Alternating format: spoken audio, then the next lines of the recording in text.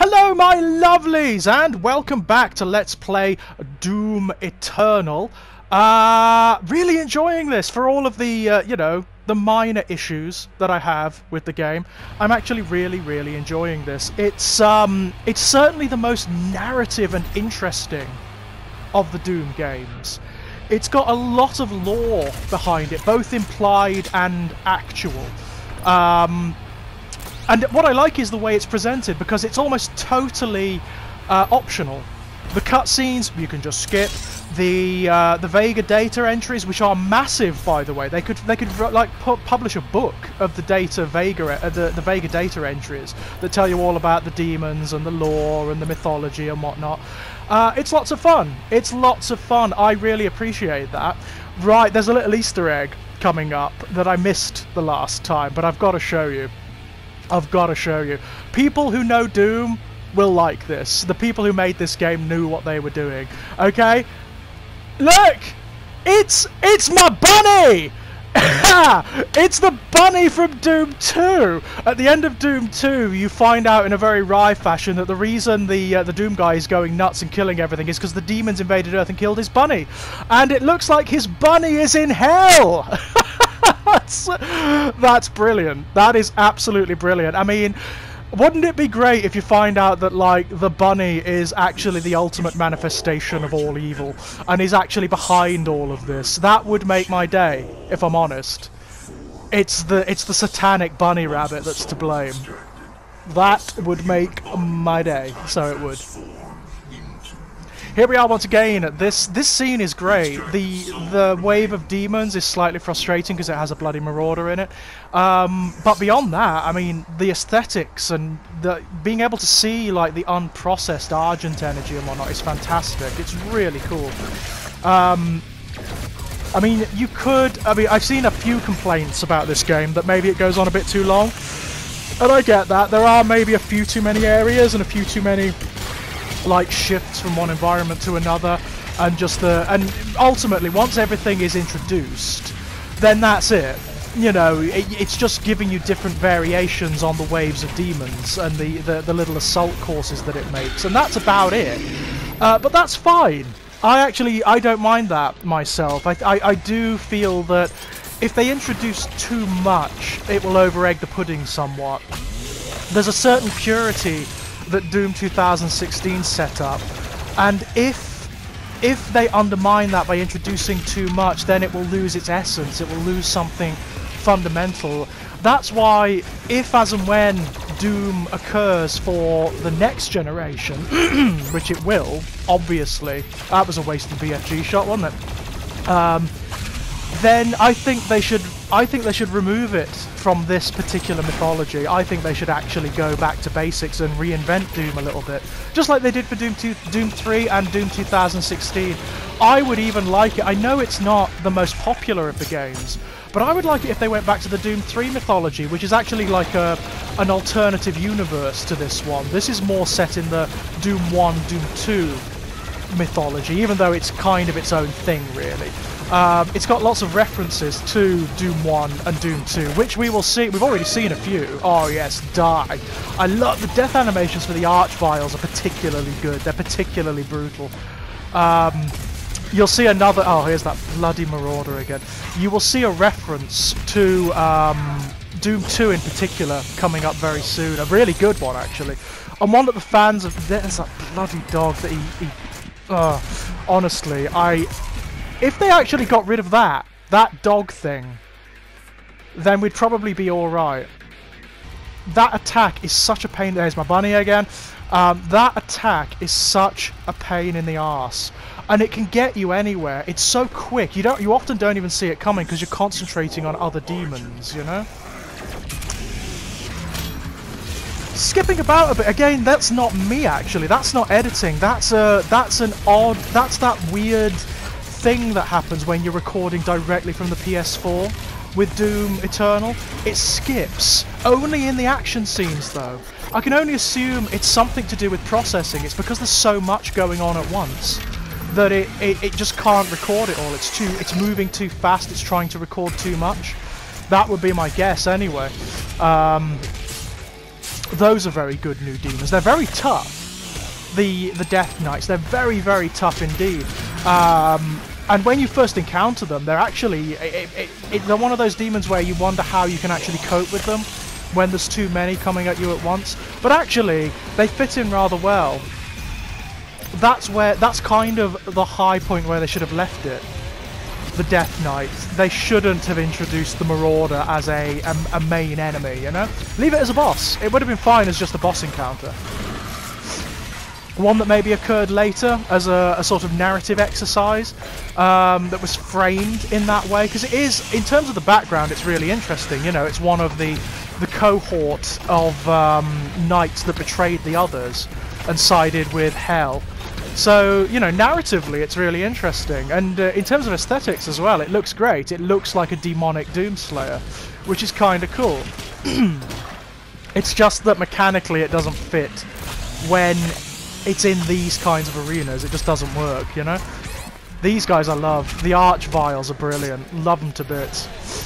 I liked the Summoners from Doom 2016 too, you know, the sort of female variants, the ethereal ones. There he is. That's the best way to deal with the fucking Marauder. Kill everything around it, because you've got to focus on it, and if you don't, you just can't deal with it. It's just too frustrating, I find. There is an add-on out now, which I've got, but one of the things they used to advertise it was there are going to be fights with multiple Marauders, and I'm sort of like, I don't really want that, if I'm honest. That is not a selling point.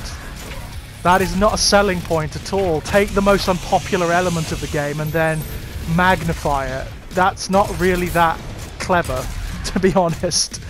So we'll see how we get on. I might let's play it, I might not. We'll see how that goes, you know?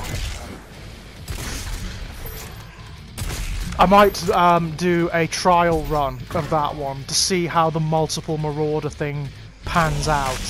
If it's too much, then we'll leave it at the end of Doom 2000, the end of Doom Eternal, you know? We'll see. We'll see how it goes. Or if there's something like essential to the story, then we'll play it. We'll play it. Okay, I think that's the end of that particular wave. I love the way they've changed the aesthetic up in here. I mean, most of Necroval has been very red. It's been very red and orange. It's been sort of like classic Dante and Hellfire. This is the opposite. This is sinister blues and greys and blacks. I like that. The colour palette is amazing, actually, in this game. You would not have expected a Doom game to be this colourful. It's, mind you, that said, I mean, the original Doom games are very colourful. Doom 1 and Doom 2 are massively colourful. It wasn't until Doom 3 that they went down the more Quake-like colour palette, which also has its benefits. I actually quite like the Quake colour palette. Ah, what have we got here? Okay, what have we? Fuel the Eternal Flame, okay. Oh, that's cool, isn't it? Some lovely satanic imagery there. The Maker's need for the essence is prime. Without it, they must suffer the monstrous fate of transfiguration and see their wisdom and faculties slither from their twisted forms. By the bidding of the Khan Maker herself, the Order of the Deag has devised a method to improve and accelerate the production of the Hell Aura. What once took eons for the savage beasts to attain can now be accomplished in short order by Argenta intellect, and with greater efficiency and consistency. We constructed the Soul Spires, vast halls erected in the savage lands by our slaves and under direction of the Order. Even though we raised a monument on their ground, demonkind does not harry us during assembly of the Soul Spires, for the Khan Maker herself bartered a deal with the Dark Lord that rules over the Shadow Walkers. Now that's interesting. Who would this Dark Lord be exactly? It's not the Icon of Sin. Because we read the thing about the Icon of... Oh, have we read the Icon of Sin yet? Or was that it later on? We actually find out that the Icon of Sin is the Antichrist. A bargain was struck. The demons would be given fresh worlds and souls to consume, bolstering their forces and expanding the corrupting domain of hell. And the Makers would be granted access to the flow of Argent. The procedure inside the Soul Spires is thus. The captives were tortured until no semblance of humanity remains within them. Bereft of hope, the mortal soul is vulnerable and can be easily extracted. This we achieve with a machine from the enlightened mind of the Khan Maker herself, the Avulsa. Once the Avulsa has done its deed and the soul has been extracted, the victim's body is ejected into the wasteland where, as before, our cunning meddling, it becomes demon over time. So it's not the Icon of Sin, because the Icon of Sin is actually the Antichrist, as you find out later. It's actually got a human heart, the Icon of Sin, the big monster from the end of this game, and the end of Doom 2, actually. It's the Antichrist. It's the child of the Dark Lord. And there's never really been, despite their overall satanic imagery, there's never been a Satan figure in Doom, ever. There's never been a Lucifer, which is really interesting. There's never even been a suggestion of one. In Doom 3, which came the closest to it, the big bad guy, was actually one of what was his name? The corrupted scientist who basically dunked his head in the hell Kool-Aid.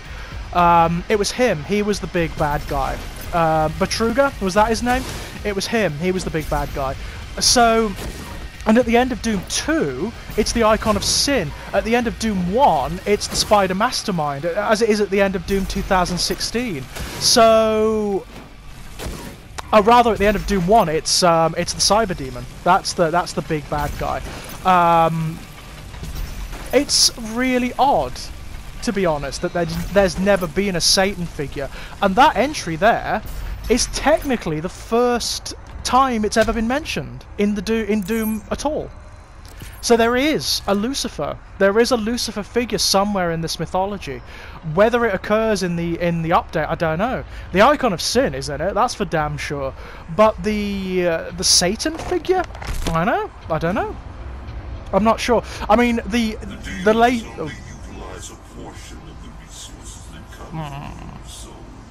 It was the Makers and the Sentinel priests who discovered and unlocked the true power of the essence. They combined Sentinel and Hell energies together, refined it, and created Argent. With it they did wondrous things. Saved worlds from extinction, healed the sick, and gave infinite power to those worthy of it. Those worthy of it, Samuel? You see what I mean? He's going to double cross us, isn't he? He's going to set himself up as the new lord of this system. I guarantee you that's what he's going to do. Yeah, Samuel is...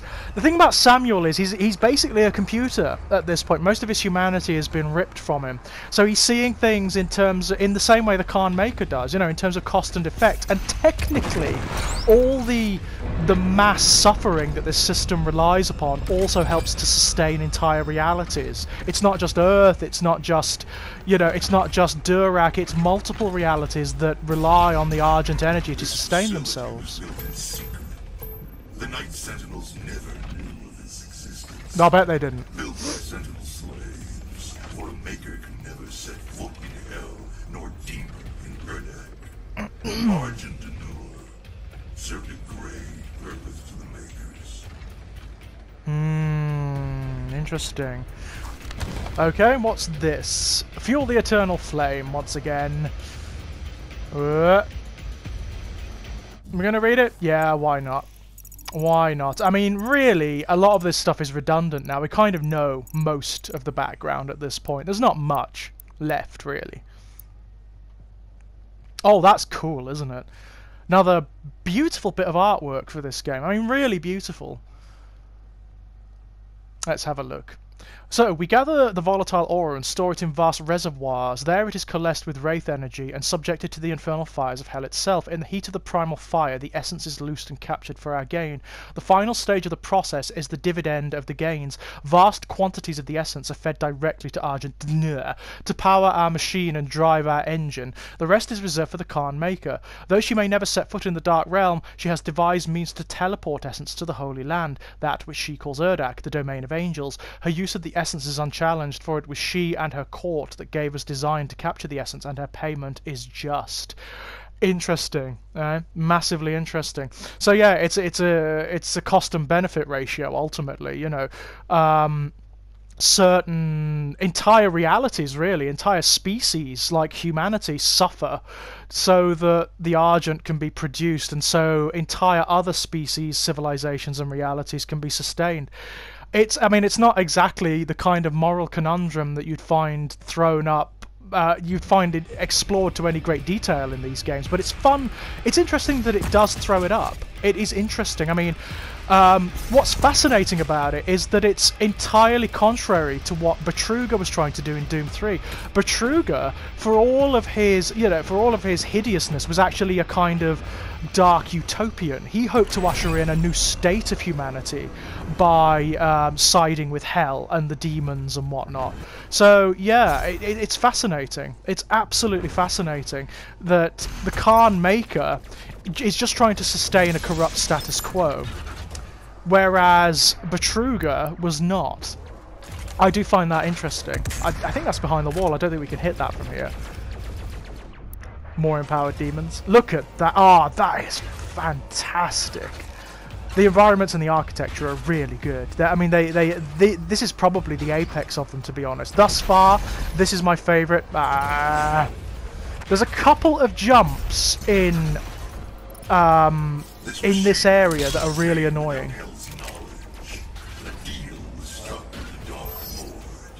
In return for access to more worlds for hell to devour, the Makers siphon energy from the damned. It is an unholy union and cannot stand any longer. Okay. That's interesting, because he said earlier that he's got a better idea. That he has a better way of organising this system. I wonder what that will consist of. And what I mean, will we... I don't know, will we actually have to face Samuel at some point? Will he take on like a new form? Because you have to bear in mind his condition, like he's inside the Fortress of Doom now. So he could very easily be using that time, the time that we're here, to be constructing himself a new body, couldn't he? Something that uses the technology of Urdak and Hell. That would be interesting. That would be very interesting, actually. Whoa! Bloody hell. I like those things as well. They're kind of cute. You know what they look like? And I imagine they are modelled after them. They look like the Vors from Quake. The original Quake. There were these spidery demon things called Vors in Quake. And they looked pretty much like those guys. It's nice to see those references still. I mean, I would still like to see another Quake game. Either in the original Lovecraftian Quake mythology, or Quake 2, which was entirely science fiction. I mean, Quake 4 was not that great, unfortunately. It was a bit sort of bog standard first-person shooter, which is probably why it failed, to be honest, and why there hasn't been one since. It's difficult, I suppose, because when you've got... I mean, if you want to get technical about it, this is Quake. This is like the spiritual successor to Quake, in the same way that the original Quake was the spiritual successor to the original Doom. It's difficult to find a place in the market and in the arena for what is essentially another first-person shooter when you've got this, yeah? That's very, very similar in ethos and tone and even mythology and mechanics. It would be difficult to make it distinct. It would be very difficult to make it distinct when you've got this game out there. But who knows? Maybe.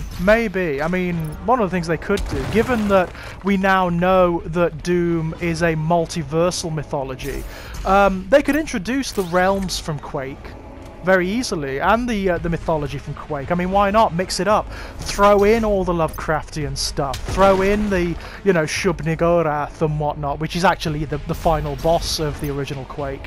Why not? Go for it. Just include it in a Doom game. So, I'm trying to find my way round here. It's a little... I think we need to go up. But trying to find the way around is actually really tricky. There we go. This is very pretty, isn't it? I mean, here you can really see like the mixture of the Urdak technology and the hell, the hellscape stuff. Oh, more of those eyes, eh? So there you are. It is very sincerely a marriage of heaven and hell, isn't it? You know, the ascended and the base. There we go. So we're basically destroying the engine now that processes the Argent energy. And I like that it doesn't really make a muchness of it, you know, it doesn't tell you that's what you're doing, it just shows you that's what you're doing, you know?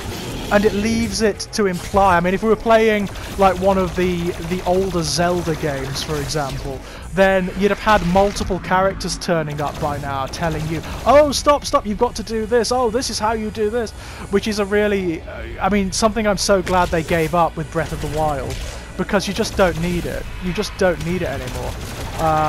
It's a very retrograde form of game design, that is, when you've got characters turning up every 2 seconds, pausing the gameplay, telling you that... Ooh, what's happening? Telling you that you've got to do this, you've got to do that, you've got to go here, you've got to go here. It's actually just irritating. That's why I really hated Skyward Sword. I know that's kind of vogue to hate Skyward Sword, but I played it without knowing what anyone thought about it. I just played it because it was a Zelda game, you know, and I thought, oh, okay. I didn't like it at all. I mean, I actually really didn't like it. There was not an aspect of it I liked. I thought the world was really bland. I thought the background was really dull.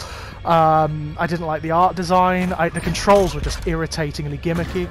And that character that turns up, Fee, the unrefined energy should be able to propel you into their world. Propel me? Oh dear. That doesn't sound good, Samuel.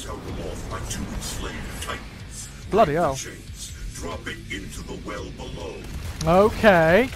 Wow, that's kind of fun. I like that. I love these guys as well. What are they called? The Reapers? The big sort of cyber demon equivalents? They're really cool. I love them in this game. But yeah, Fee, the Navi equivalent in Skyward Sword, is one of the most irritating retrograde elements of that game.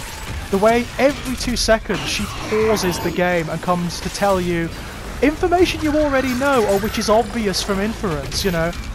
It's one of the most irritating things.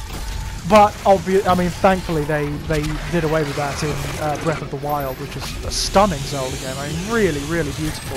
If I can get the means, if I can set that up to Let's Play that, I'll Let's Play that. That should be a lot of fun. Oh yeah, the Reaper Cyber Demon things are so satisfying. They're very well designed. They're tough. They're interesting. But when they die, it's very rewarding. Very rewarding indeed. This is a great, it's a great wave actually. It's very well designed, this one. My friend the Baron! The amount of damage that occurs on the character models, the bigger ones in particular, is insanely brilliant. It's, fuck. That was foolish of me. Okay, nearly done here, my loves, nearly done. Just a few little irritations to deal with. As long as this thing doesn't bite my head off, which is entirely possible. I mean, look at that, the damage on the Cacodemon. It's fantastic, it really is. Meanwhile, you've got those 2 brilliant Titan things in the background. Which are not just background, they're actual models, you know? It's very cool. Nah, it's not worth using the BFG. Not worth using it.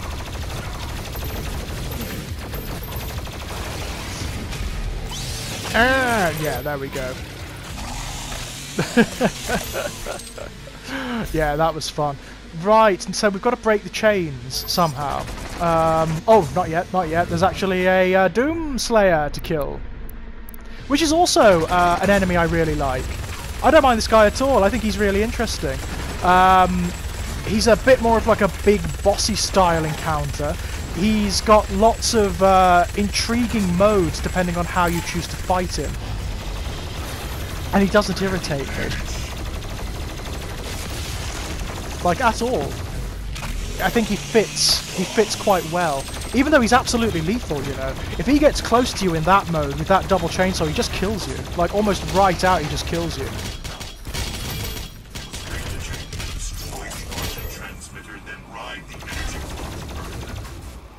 Okay, so we've got to find a way to break the chains.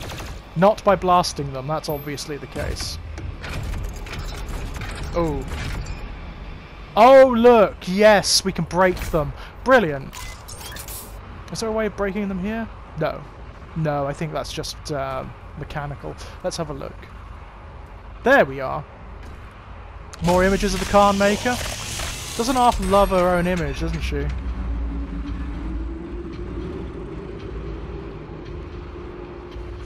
God, those Titan things are amazing, aren't they?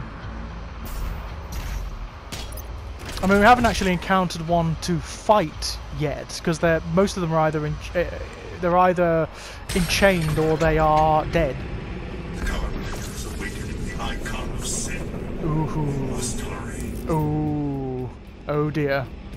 I liked the way Samuel just said the icon of sin. He kind of relished the sin part, which is kind of toothsome. I liked it a lot.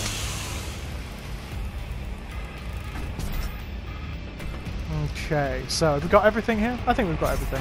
Have you noticed the gargoyles, like, weeping blood into the mechanisms? I like that mixture of the science fiction and the ritualistic that you've got going on here. That's very cool. That's very cool indeed. Okay, so I suppose we just jump into the light, yeah? We go all Carol Ann on it, you know? If you understand the Poltergeist reference. Okay, that was fun. I liked Necrovol. Necrovol was one of my favourite areas thus far. Aesthetically, it was gorgeous. Oh my god. Urdak, we're actually going to the heavenly realm. Interesting. So presumably there'll be more angel, or sort of angelic entities around here. I mean, I imagine the Khan Maker's getting a bit desperate at this point. Is she not?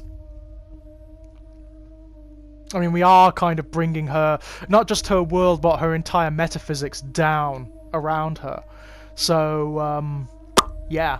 I love the imagery. That's that sort of celestial thing that we've got going on here. That is amazing. Urdak. Wonderful. And the fact that they've made it technological rather than mythological, that's very cool as well. It kind of commingles certain, like, conspiracy theory mythologies, you know, the notion that gods are actually aliens and so on and so forth. Wow! Magnificent, isn't it? Yeah! The Khan Maker is nearby. We must stop her before she completes the ritual. And Yeah, it is. Control over the icon of sin. It's absolutely beautiful. I mean, it really is gorgeous. I love the notion that this is like one of the oldest civilizations in all reality. That's very cool indeed. Hello? Urdak! Yeah! There are trees as well. Well, I suppose there would be. This being kind of Eden and heaven. Of course there would be trees. Okay, let's have a look. Urdak? Where are we? There we go. Oh, gorgeous. Yeah, that's amazing. Absolutely amazing. This is Urdak, the home world of the Makers. A brief age analysis of the structures and architecture here indicates that this world is older than any other in our databases. Similarities can also be drawn to the multiple pan-galactic religions, indicating that the Makers' influence was not limited to Argent Denir, and that over eons their influence has spread across the galaxy and potentially the universe. Some imagery is akin to religious icons in the Orion Cygnus arm of the Milky Way, an area which includes Earth. The name Urdak is common tongue in the Maker language, but can be approximately translated to the word for paradise or heaven in hundreds of different languages, further cementing the theory that the Makers have had a religious impact on mortal beings for millions of years. There you go. There's the whole sort of the gods of mythology are actually ancient aliens thing. You know, it refers back to kind of like lots of conspiracy theories. Despite their seeming godliness, the Makers have a past. At some point in their ageless history, there is mention of the Father, a logical alien entity that endowed the Makers with their vast knowledge and technical ability. Analysis of Maker artifacts and scripture indicate that the Father may have been a singular being that split to form the Maker race, or instead transferred his incalculable power into the vast structure known as Urdak, which then birthed the Makers in perpetuity. It seems that the Makers, though exceptionally long-lived, eventually suffer some form of biological and mental degradation, at which point they undergo a process known as the Transfiguration, where they allow a voluntary death and resurrection somehow tied to the Father. This process may have been complicated or damaged in the recent past. There are no records of how the Father came to the Makers when it was first discovered, or if it had any physical form before the Makers. The first mention of the Father is in regard to a building named the Luminarium. It was a temple of sorts where makers would go to seek answers. The essence of the Father was stolen by one of their own, by a maker referred to as the Seraphim, Lucifer. Who the Seraphim is, or what he did with the Father's consciousness, is unknown. Records show that one day the Luminarium simply ceased to communicate, and that a deep scan of its databanks revealed no remaining trace of the entity. Urdak itself exists in an anchor state, utilizing highly advanced dimensional shift technology to allow a static position at a sub-quantum level. This essentially inverts their position in relation to Hell. Both planes of existence are fixed outside the bounds of the known universe, a lower and higher reality. The Khan Maker oversees all within Urdak and now utilizes Argent energy to prevent the transfiguration. So not only do we have mention of a Lucifer, we now have mention for the first time of a godhead, of a creator god. That's really cool. That really does open up the potential mythology. Okay, that's a new thing we need to take advantage of, presumably. Cool. I can see some tricky jumps around here. So that really does blow the potential for exploring this mythology wide. I mean, where is it going? What is it? Is it going to tell us anything about who the Father was, or what the Father was, or why it's not around anymore? It's fascinating. It really is. It's a very cool retranslation of sort of eschatological mythology, an Abrahamic lore. It's very clever. It's very clever.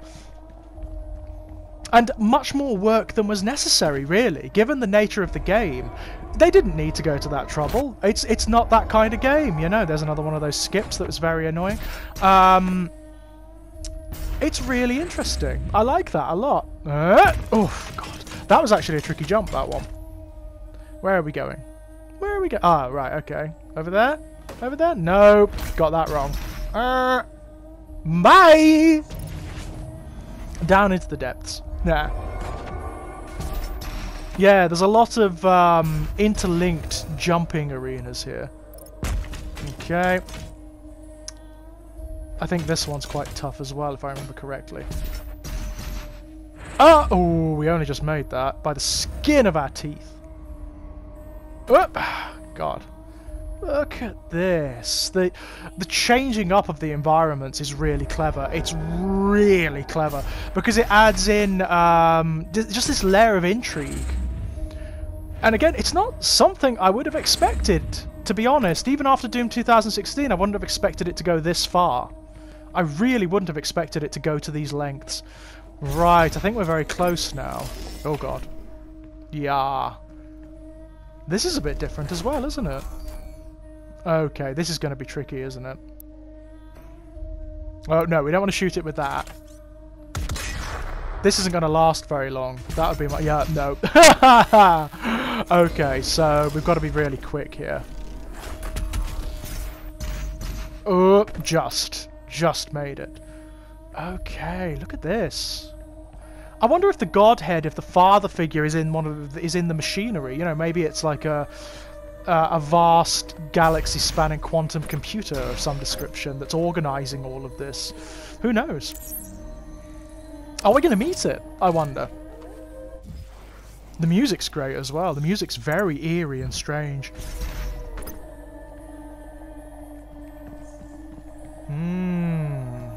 Okay. More statues of the Makers. Very quiet gallery here. Eerily and suspiciously so, one might say. And more images of the Khan Makers. Welcome, Seraphim. They called him Seraphim. That's interesting. So, is there going to be some... Oh, it's the Icon of Sin! And it looks pretty much like it did back in Doom 2.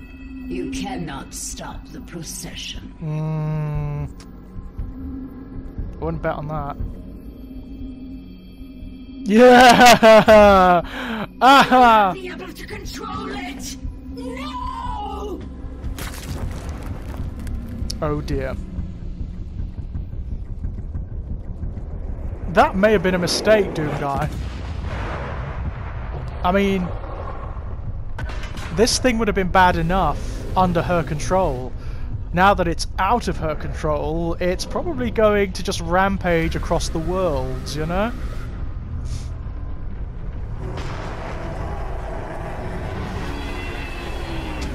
So, like, the ultimate power of hell contained within a technological vessel. The Antichrist, essentially. Look at that. I mean, in Doom 2, because of the graphical limitations, it was just like a piece of background. It was the head on the wall, and it just spawned demons. That was the only thing it did. Oh, she's gone again. Dear me, Doom guy.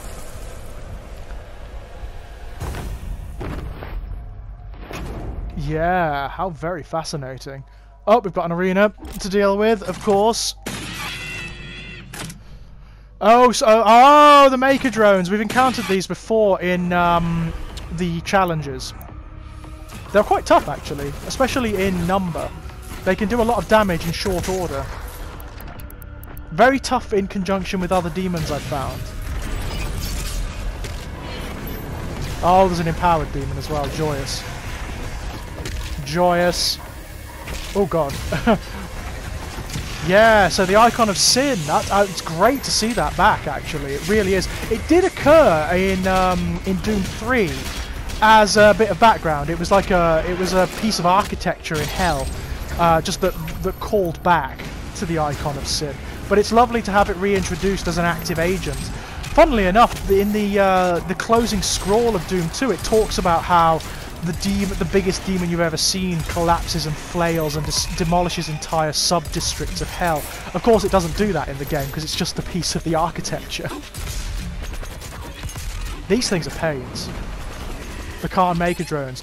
They come at you while you're trying to defeat other demons and just berate you. They just barrage you with psychic shots. I think the way to do it is to take them down first. We're about to die, by the way, so I will leave you with the thought that we may be nearly finished. This may nearly be the very end, my love. So, when we come back, it may just be the last chapter. I don't know. Until then, my dears, bye-bye.